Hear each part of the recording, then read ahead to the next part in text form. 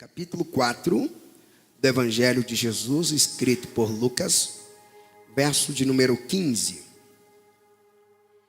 E ensinava nas sinagogas, e por todos era louvado. E chegando a Nazaré, onde fora criado, entrou num dia de sábado, segundo o seu costume, na sinagoga, e levantou-se para ler. Repita essa frase: e levantou-se para ler.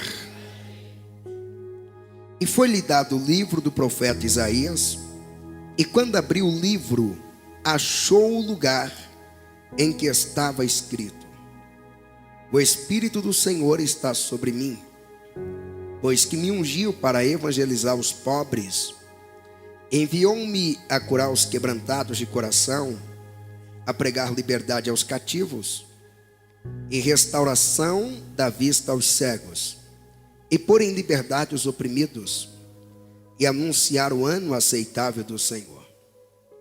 Cerrando o livro e tornando a dar ao ministro, assentou-se, e os olhos de todos na sinagoga estavam fitos nele. Diga amém. Eu sempre estou falando na igreja, e por onde eu tenho passado, sobre a importância que tem as suas referências. Quem são suas referências? As pessoas que você admira, as pessoas nas quais você se espelha. Há pessoas aqui que têm referências maravilhosas, e muitas vezes sua referência é o seu pai. Às vezes a sua referência é sua mãe. Em muitas ocasiões você não pôde ter uma boa referência na sua casa. Então você buscou uma referência no seu tio, uma referência na sua tia, no seu avô, na sua avó. E essas pessoas se tornaram as suas referências. A verdade é que todos nós vamos estar espelhando em alguém, nos espelhando em alguém, acompanhando alguém e admirando alguém. Eu sei que enquanto eu estou falando isso, a sua mente já deu um giro buscando as pessoas que você admira. Talvez você seja como eu, que eu admiro pessoas que eu nunca vi, a não ser pela internet, pela história, pelos livros. Eu admiro histórias de pessoas que passaram por aqui e já faleceram. Ainda ontem eu estava em Belém do Pará e eu parei para pensar na história daqueles dois jovens, Daniel Berg e Gunnar Wingre. Por onde eu passei no mundo, eu vi a marca do impacto que esses dois jovens deixaram. Eu cheguei na África, eu vi grandes igrejas, e tudo igrejas que foram influenciadas a partir do Brasil, porque dois jovens passaram por aqui, e esses dois jovens passaram por aqui compromissados com Deus, mergulhados em Deus. Passei pela Europa, em vários lugares eu vi a Assembleia de Deus com ligação ao Brasil, e eu lembrei, dois jovens estiveram no Brasil. Eu admiro a história deles, porque eles não sabiam falar o português, eles também não tinham dinheiro suficiente. Para você entender que não é o dinheiro que determina as coisas. Esses dois jovens, eles se separaram um pouco, e um trabalhava para bancar e sustentar o outro enquanto estudava para aprender a falar o português. Eles revolucionaram. Ainda existem vários homens que marcaram história. Aquele ministro africano que fez um discurso falando sobre a águia e a galinha, comparando o seu povo com a águia, porém estavam sendo tratados como galinha. E ele fez um discurso que foi revolucionário. Eu admiro muito isso. Martin Luther King Jr., que ele dizia: eu tenho um sonho. É muito linda essas histórias. Mas dentre todos que nós admiramos, não tem ninguém semelhante a Jesus, igual a Jesus. Jesus é o modelo de tudo que você precisar. Jesus é o modelo de um homem perfeito. Jesus é o modelo de inteligência. Jesus é o modelo de comunhão com Deus. Jesus é o modelo de vida bem-sucedida. Perceba que a saúde de Jesus era intacta. Você não vê Jesus tomando remédios doentes. Pastor, porque ele era Jesus? Não. A Bíblia fala a história de cerca de 3 milhões de pessoas que viveram 40 anos no deserto e não tinha farmácia, não tinha curandeiro. Todos eram saudáveis, todos viviam bem. E Jesus, ele começa o seu ministério, e o texto mostra, o texto que nós lemos, que Jesus estava em um ambiente de reunião com propósitos espirituais. É uma pena que poucas pessoas buscam alimentar os seus espíritos, buscam alimentar o seu espírito. Poucas buscam colocar alimento no espírito e na alma. Elas estão alimentando a cada dia o corpo. Seu corpo está ficando cada vez melhor, mais bonito, mais cuidado. Porém o espírito está vivendo dias de fome, dias de inanição. O espírito não está bem. E você vai perceber biblicamente que Jesus está em uma sinagoga. Sinagoga era um ambiente onde os judeus se reuniam para ler os salmos, para lerem as profecias e a lei que regiam eles. Eles se reuniam na sinagoga. E eles se reuniam precisamente nos sábados. Jesus decide ir na sinagoga em um sábado. Quando Jesus chega na sinagoga, foi-lhe dado a oportunidade para que ele fizesse a leitura. Pasme com aquilo que Jesus leu. É isso daqui que é revolucionário. Deixa eu já abrir um parênteses aqui para vocês. Grandes homens são formados a partir de grandes livros. Grandes mulheres são formadas a partir de grandes livros. O livro que você lê define a grandeza que você vai ter, a grandeza do que você tem, aonde você vai chegar. O livro que você lê, ele define até o seu nível de intelectualidade, o seu bom gosto. Vale lembrar que na Grécia Antiga, livros estavam restritos somente ao homem livre. O escravo não tinha como ler o livro, porque o escravo não tinha tempo. Acredita que até hoje funciona assim? As pessoas escravizadas pela televisão, escravizadas pela internet, escravos da terceira revolução industrial, escravos do sistema, até hoje não conseguem visitar os livros, porque elas não têm tempo, elas estão presas naquilo que lhes escraviza. Então o livro era reservado para as pessoas livres, e até hoje isso funciona. Jesus entra na sinagoga e ele pede o livro. Que livro que ele está lendo? Exatamente o livro que nós temos, que esse livro nós chamamos de Bíblia. Bíblia é uma coleção de livros, muitos livros. Perde quem deixa de ler a Bíblia. Perde aqueles que pegam a sua Bíblia e colocam lá na sala e não meditam nela, não pensam nela, não leem ela. Aí quando vai para a empresa, anunciam que vai um palestrante na empresa, e quando o palestrante chega lá, ele vai ensinar o que para vocês? Bíblia. Ele vai trazer quais os princípios da Bíblia. Qual é o personagem principal deles? Cristo. Eles usam aquilo que é nosso por direito para ministrar a vida das pessoas. Agora perceba algo que está acontecendo aqui nesse texto. É que Jesus pega esse livro, que é a Bíblia, um livro muito poderoso. Se quiser entender o poder que tem um livro, é só você procurar alguma pessoa que abandonou um mau hábito, construiu riquezas, descobriu sua profissão, melhorou o seu casamento através de um livro. Procure alguém que leu um livro na adolescência e esse livro lhe fez mudar a maneira de pensar. Livro não é uma cultura terrena. Para nós que servimos a Cristo, não. É uma cultura espiritual.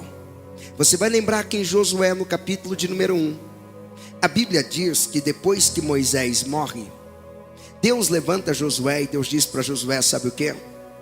Eu vou guiar você, a partir de hoje, através de livros. eu não vou enviar anjo para andar com você. Eu não vou descer com a minha glória para caminhar com vocês. Deus disse assim para Josué: e não aparte da tua boca o livro dessa lei. Deus disse: medita nele, não só quando tiver um culto. Medita nele, não só quando vocês estiverem reunidos para cantarem. Medite nele de dia e de noite. E Deus deu o diagnóstico. Deus, além de falar para Josué meditar no livro, Deus disse o poder que esse livro tinha. Sabe o que Deus disse para Josué? Esse livro fará você prosperar. É só meditar nele, de dia, de noite, de dia, e você não vai ter dívidas. Medita nele de dia e de noite, e você vai ter abundância. Medita nele de dia, de noite, você não vai morar de favor. Medita nele de dia, de noite, você não vai gastar dinheiro com vícios. Medita nele de dia e de noite, e ele vai te fazer prosperar. Josué meditou no livro. E o que aconteceu com Josué? Ele teve muitas vitórias. Quando os anos estão passando, você vai perceber que o segredo da nação de Israel estava exatamente restrito a esse livro. Era o livro que eles liam que lhes dava o poder. Era o livro que eles mantinham guardado, que lhe dava toda a autoridade e as vitórias nas guerras. Quando Jesus vem e ele vai iniciar o seu ministério, ele não vai iniciar sem a leitura do livro. Hoje nós somos enganados, eu falo nós, representando a igreja em si.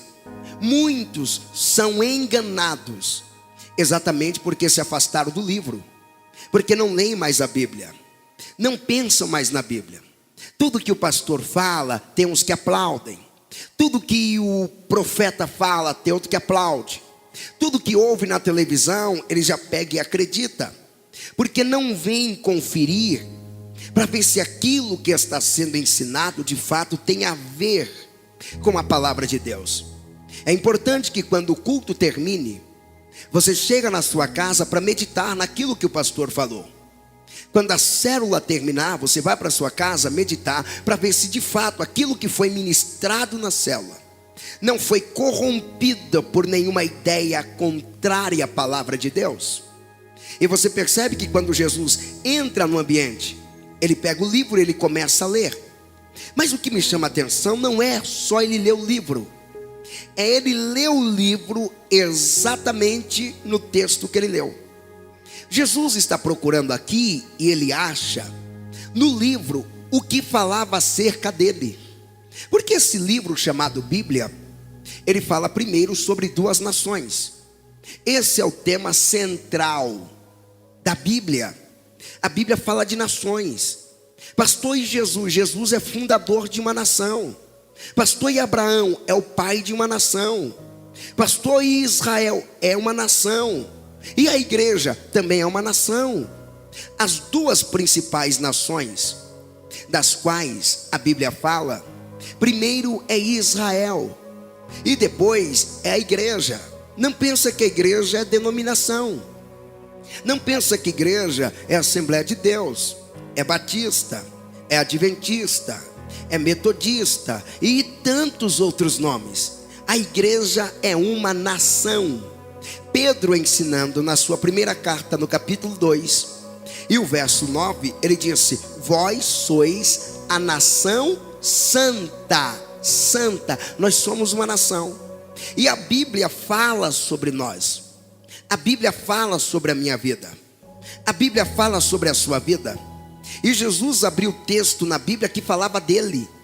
Jesus pegou a Bíblia naquele dia e ele foi ler o que falava dele. Eu quero ler o que a Bíblia fala de mim. Eu não vou ler somente o que a Bíblia fala de Moisés, somente o que a Bíblia fala de Abraão, porque muitas vezes você só lê na Bíblia o que fala de Abraão, o que fala de Davi, o que fala de Daniel, o que fala de Paulo, o que fala de Sadraque, Mesaque, Abednego, o que fala das muralhas de Jericó que caíram quando Josué deu o grito. Às vezes você só lê a Bíblia o que fala de Maria quando gerou Jesus. E às vezes você esquece de ler na Bíblia o que fala exclusivamente sobre você. Existe na Bíblia palavra direcionada exatamente para você, exatamente para a sua família, exatamente para a sua casa, exatamente para o seu futuro. E quando Jesus abre, percebe que ele lê o texto, e quando ele começa a ler, ele vai dizendo bem claro, tudo que está falando é acerca dele. E foi-lhe dado o livro do profeta Isaías. Quando abriu o livro, achou o lugar. Por que ele achou? Ele procurou. Jesus disse: eu vou ler, procurar nesse livro, é o que fala sobre mim. Eu sou Jesus, o que é que esse livro fala sobre mim? Aí ele leu o livro, e o livro estava dizendo que sobre ele estava o Espírito Santo, que ele havia recebido uma unção especial, que ele havia recebido de Deus um poder para resolver problemas, para mudar histórias. E hoje eu vim trazer uma palavra de Deus para a tua vida.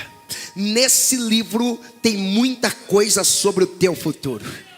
Se você quiser saber do seu futuro, esse livro fala do seu futuro. Se você quiser saber o que vai acontecer com o seu passado, já passou. E o que vai acontecer com ele, esse livro fala o que você tem que fazer com o seu passado. Se você quiser saber como casar e ser bem sucedido, o livro ensina. Se quer prosperar, o livro ensina. Eu preciso te informar, o livro mais poderoso já está nas suas mãos, e há uma palavra para você dentro desse livro. Quem crê nessa palavra que está ouvindo esta noite? Então já pega na mão de alguém que está ao seu lado e diga para ele: esse livro é tão poderoso que a sua vida está escrita dentro dele. Oh, glória!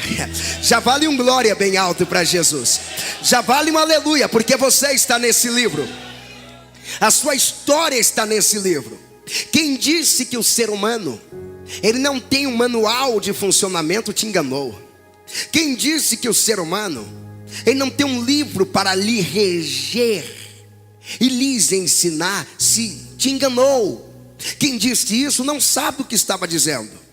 Porque quando Deus nos criou, ele nos deu um livro, e o livro ensina como nós funcionamos. O livro ensina como funciona a vida espiritual, como funciona a vida emocional, como funciona a vida física. O livro ensina como prosperar. O livro ensina como ter um casamento bem sucedido. Esse livro ensina como você ter vitória em todas as lutas. E esse livro tem uma palavra que diz que você já é mais do que vencedores. Mas você é, isso é indiscutível, está no livro. E eu destaco hoje pelo menos 4 coisas que o livro fala sobre mim, fala sobre você. E você precisa guardar e anotar, porque está no livro. E essas 4 coisas estão representadas em 4 verbos. Primeiro verbo que eu vou citar aqui é o verbo estar. O livro fala aonde você deve estar, aonde você tem que estar, qual é o seu lugar.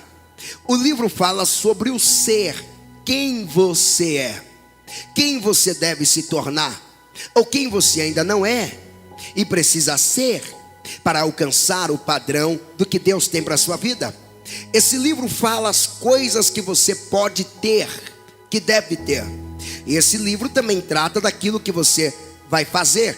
4 verbos. Eu já quero destacar o primeiro. A primeira coisa que eu quero destacar é que esse livro ensina que a nossa vida cristã, ela começa pelo estar. O que é isso?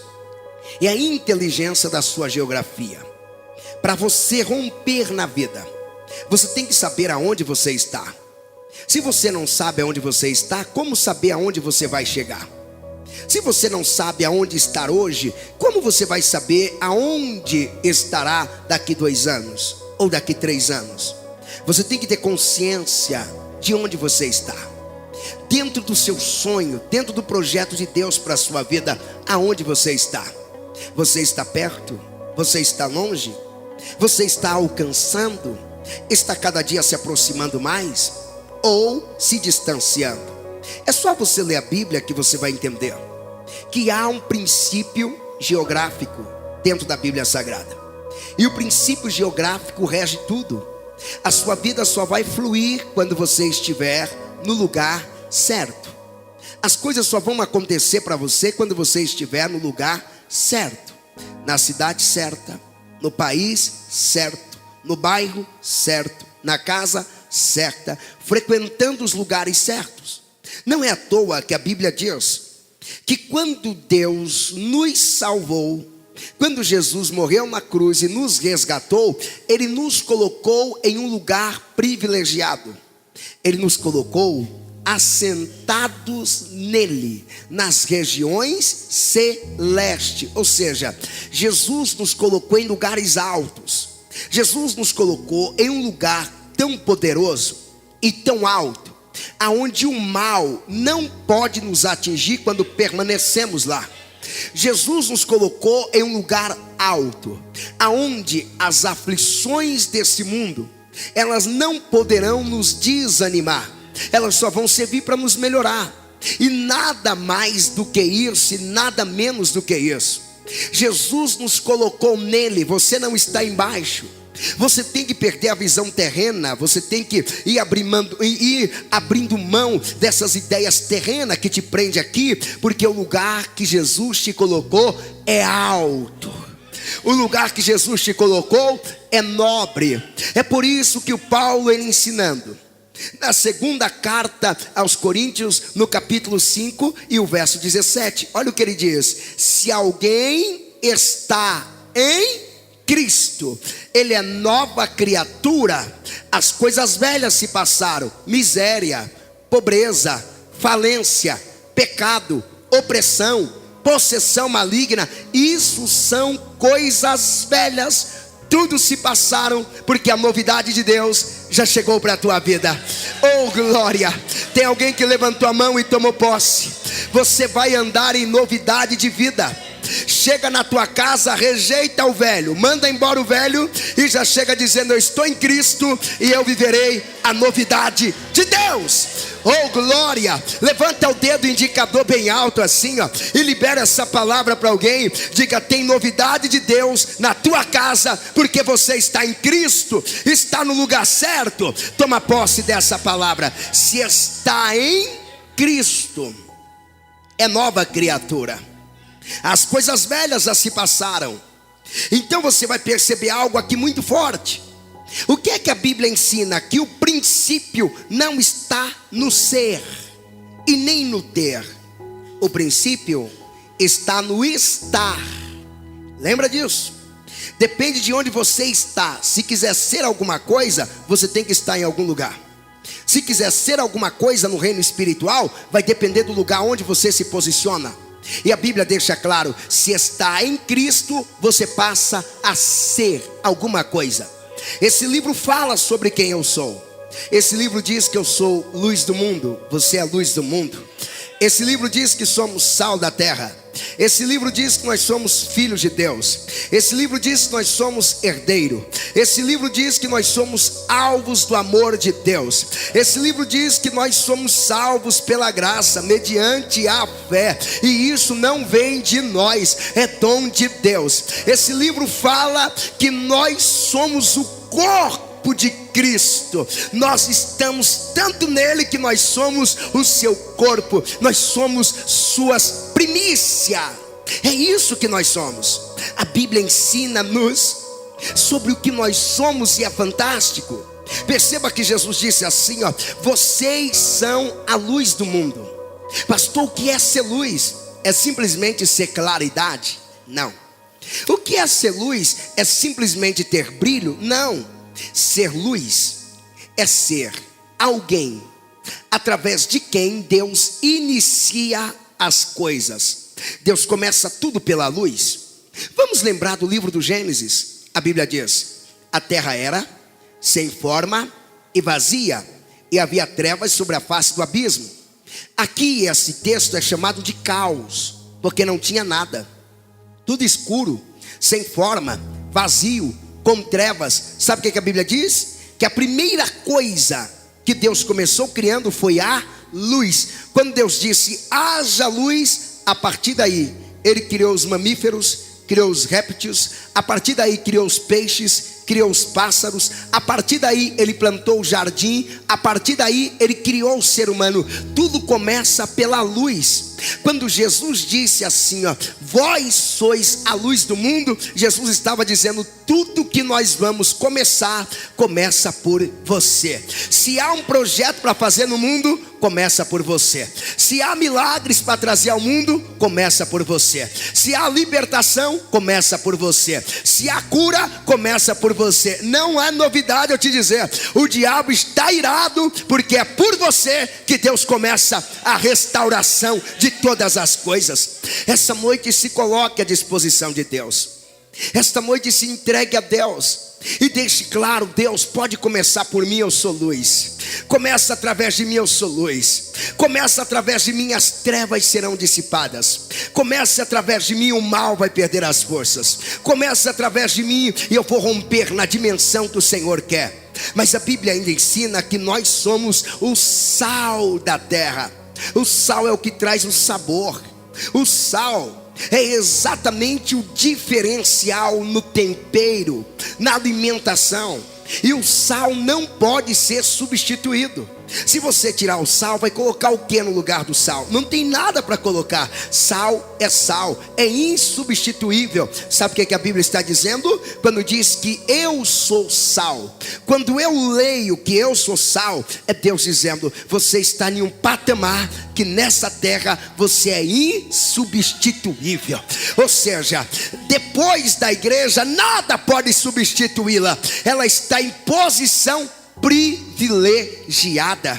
Você sabe o que esse livro ainda diz sobre nós? E diz sobre mim, e diz sobre você, que nós somos filhos de Deus. A Bíblia diz, e todos quanto receberam, deu-lhes o poder de serem feitos filhos de Deus. Se você é filho, aquilo que você tem não é por merecimento, é por herança.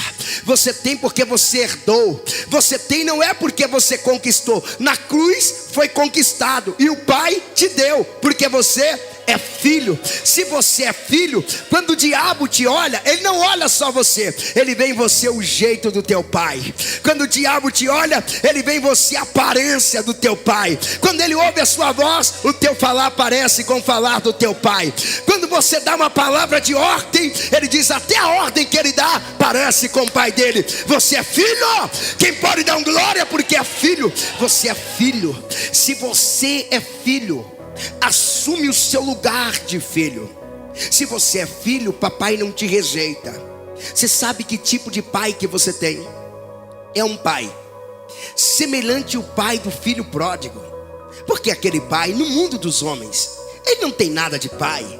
Onde já viu um pai que o filho vai lá, pinta o 7, pinta o 8, e ele vai buscar o filho, põe dentro de casa, como se nada tivesse acontecido, sem dar no mínimo uns tapas na orelha? Sem no mínimo dar um sermão, dar uma dura? Que pai é esse? Jesus estava falando de um pai. Mas esse pai aqui, ele representa Deus. Que pai é esse? Deus é um pai diferenciado.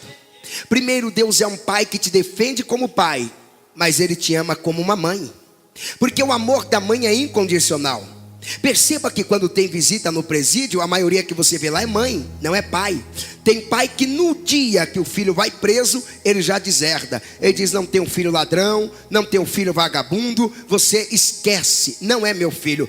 Raramente você vai ouvir uma mãe falando isso. Por que é raro? Porque a mãe ama incondicionalmente. O amor do pai tem uma condição: eu te amo enquanto você for assim. Eu te amo enquanto fizer desse jeito. Eu te amo enquanto me respeitar. Eu te amo. O dia que levantar a mão para mim, acabou. Esquece que você tem um pai. Eu te amo. O amor do pai é condicional. O da mãe já é incondicional. Agora o amor de Deus é amor de mãe.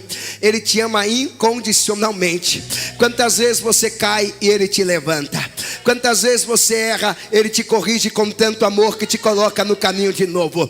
Quantas vezes você se afasta, Ele te puxa e te aproxima, e te abraça com carinho, e te abraça com amor. Quantas vezes você desanima e Ele pacientemente te anima. Quantas vezes você se suja na lama do pecado, Ele vem e te lava de novo. Isso deixa o diabo irado, porque toda vez que Deus faz isso, é Deus dizendo: Satanás, haja o que houver, eu o amo incondicionalmente, eu não vou te deixar por nada. Levanta a tua mão esta noite, sinta a glória de Deus te perdoando mais uma vez, sinta a graça de Deus te restaurando mais uma vez, sinta a presença dele te tocando, o amor de Deus te envolvendo, e ele dizendo: haja o que houver, eu te amo, você é o meu filho. O livro diz que você é filho de Deus, e ninguém vai mudar isso. Quem tem um glória maior que esse, erga a mão e dê-se glória para Jesus. O livro fala de quem eu sou, mas esse livro não fala só sobre quem eu sou. Esse livro fala o que eu tenho, porque não basta só estar e ser, eu preciso ter. É necessário que eu tenha. E o que esse livro diz que eu tenho? A Bíblia diz, na segunda carta do apóstolo Pedro, no capítulo 1 e o verso 4, que Deus me deu preciosas promessas. Olha o que eu tenho: promessas maravilhosas. Não são promessas fracassadas, não são promessas falidas, não, são promessas de esperança, são promessas de paz. Não existe um livro escrito no mundo que tenha mais promessas do que a Bíblia. Não existe um livro que foi escrito que fale tanto de promessa como a Bíblia. A Bíblia tem promessa para todos. A Bíblia tem promessa para quem santifica, porque quem santifica, Deus diz para Josué: santificai-vos, e amanhã o Senhor fará maravilhas no meio de vós. A Bíblia tem promessa para quem não santifica. A Bíblia diz que as pessoas que não se santificam, elas serão condenadas e estarão no lago de fogo. Apocalipse capítulo de número 21 e o verso 8. A Bíblia tem promessa para nós que somos crentes, tem promessa até para o diabo. O diabo odeia a promessa que tem para ele. A promessa que tem para ele é que o inferno foi reservado para ele e para a companhia dele, só para mais ninguém. Você não precisa ir para lá, você não precisa seguir ele, porque aquele lugar não te cabe, aquele lugar não foi feito para você. Aquele lugar é promessa para ele, agora para você não. A promessa é o céu de glória. Para você a promessa é o perdão dos pecados. Tem gente que levantou a mão recebendo. Eu estou motivado a profetizar. Para você a promessa é que Deus te dá poder para pisar serpentes, escorpiões e toda a força do inimigo. Para você a promessa é: pelejarão contra ti, mas não vão prevalecer. A promessa é: 1000 cairão ao teu lado, 10.000 à tua direita, e a vitória de Deus está na tua vida. Você tem promessa, então receba revestimento de Deus agora. Receba de Deus poder para olhar para a promessa agora. Tem alguém me ouvindo aqui esta noite? Tem alguém me escutando aqui esta noite? Não interessa o momento que você está vivendo, olha para a promessa. Não interessa a circunstância que está atravessando, olha para a promessa, porque aquele que prometeu não é homem para que minta, e nem filho do homem para que se arrependa. Retenhamos firme a confissão da nossa esperança, porque fiel é aquele que fez a promessa. Se Deus disse que a muralha vai cair, vai cair. Se Ele disse que vai salvar, vai salvar. Se Ele disse que vai honrar, vai honrar. Se Ele disse que vai dar vitória, vai dar vitória. Se Ele disse que já deu certo, canta, celebra, glorifica. É promessa, já deu certo. Quem tem um glória mais alto do que esse? Se Deus falou, vai acontecer. Se Deus falou, vai se tornar realidade. Mas esse livro não só trata daquilo acerca da minha geografia, de onde eu devo estar, de quem eu sou e do que eu tenho. Esse livro fala de algo fantástico. Aquilo que eu tenho que fazer, o meu fazer, a minha ocupação. É aqui que eu quero explicar algo fantástico.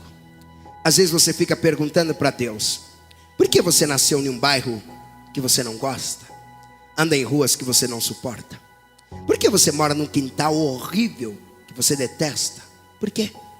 Por que Deus não fez você, que você se olha assim, nascer lá em Nova York? Por que não em Miami? Por que não em Sydney, na Austrália? Às vezes você fica perguntando: Deus, eu não tenho nada a ver com o Brasil, eu não tenho a cara desse lugar. Às vezes você anda aqui e diz: eu não tenho cara de Grajaú, eu não tenho cara de Zona Sul de São Paulo. E se for Zona Sul, eu só tenho cara de Morumbi. Às vezes você fica dizendo: se for São Paulo, eu tenho cara de Alphaville, Cidade Jardins. Eu tenho cara de quem compra pãozinho na Avenida Paulista. Às vezes você fica pensando: eu tenho perfil de quem toma um refrigerante, um suquinho, alguma coisa lá na Faria Lima. Eu tenho cara disso. E por que Deus me coloca exatamente nesses ambientes?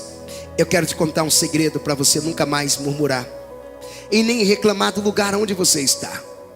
A Bíblia diz sobre o nosso fazer, o poder que nós temos de fazer as coisas, o poder que esse livro ensina que nós temos.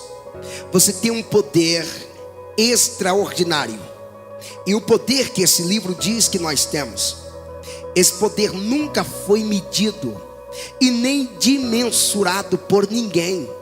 Ninguém sabe a medida desse poder, nem eu sei, nem você sabe. Existem frases que nós usamos para descrever esse poder. É o poder que pode transformar o mundo. É isso. Olha o que a Bíblia diz em Romanos capítulo de número 12 e o verso de número 1 e 2. Olha o que diz principalmente o verso de número 2: e não vos conformeis com esse mundo, mas faça o que? Transformai-vos. Olha o que a Bíblia está dizendo: que eu tenho a responsabilidade de transformar o meu mundo. Eu posso dar uma nova forma para o meu mundo. Eu posso mudar o modelo do meu mundo. Eu posso mudar o modelo do meu ambiente. Eu posso. Quando Deus te coloca em um ambiente chato e ruim, é Deus dizendo: eu quero que você transforme esse ambiente. Quando Deus te coloca em um quintal que você odeia, você diz: Deus, para que eu estou aqui? É Deus dizendo: é para transformar esse quintal. Você está aí, esse quintal não vai ser mais o mesmo, porque você vai transformar. Porque Deus nos colocou aqui no Grajaú, no Jardim Remberg. É Deus dizendo: vocês vão transformar o Jardim Remberg. Nós já estamos transformando, porque Deus nos fez nascer no Brasil, nessa época e nessa geração. É Deus dizendo: vocês vão transformar o Brasil. Recebe essa palavra de Deus agora. Você vai transformar. Escute eu liberar mais isso para você entender. Lembra de Moisés? Porque ele nasce no meio do monte de escravos. É Deus dizendo: você só nasceu aí porque depois de você não vai ter mais escravidão, vai acabar. Em você o ciclo da escravidão termina. Olha para Jesus, porque ele nasce lá em Israel, em uma colônia, porque ele nasce em meio a uma época que o mundo está dominado pelo pecado. É Deus falando: meu filho, depois que você nasceu, você vai quebrar o poder do pecado, o poder do diabo, o poder do mundo, porque você nasceu para transformar. Eu vou liberar essa palavra para quem trouxe glória. Aonde você pisar vai ter transformação, aonde você andar vai ter transformação, aonde você chegar vai ter transformação. Eu quero que você que acredita no que está recebendo, no que está tomando posse, levante as suas duas mãos agora e recebe a autoridade de Deus. Há um propósito nesse lugar que Ele te colocou, há um propósito nessa empresa, há um propósito nessa família, há um propósito nesse país, há um propósito nessa rua, e os planos de Deus já deu certo. Quem recebe, deu maior glória da noite, e pega essa palavra agora.